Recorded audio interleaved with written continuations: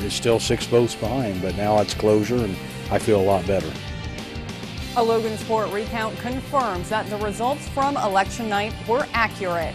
Good evening, I'm Nicole Kahn. Thanks for spending your evening here with us. The outcome of a recount in the Logansport mayoral primary shows the count was right. The same 6 votes still separate the candidates. News Channel 18's Aaron Leedy brings us continuing coverage tonight. Aaron, where do the candidates go from here?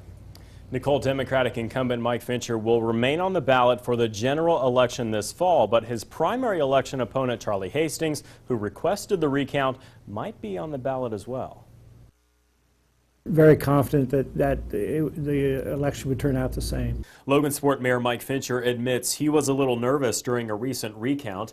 In the end, the results turned out exactly the same as they did during the election. Fincher claimed 535 votes, while his opponent, Charlie Hastings, claimed 529. Every vote that every person cast counted, and that's really the most important thing about a democracy.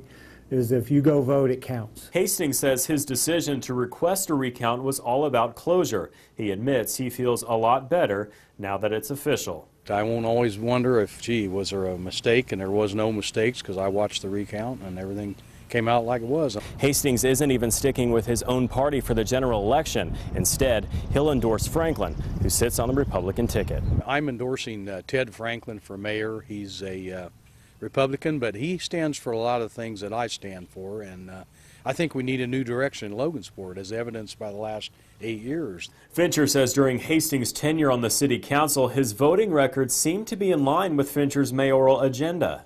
He was on the council for 8 years, and there were a handful of times where he voted against any proposal that I made. And Hastings says he's now contemplating another run at city council, possibly as an independent candidate. He has until August to decide. Aaron Leedy, News Channel 18.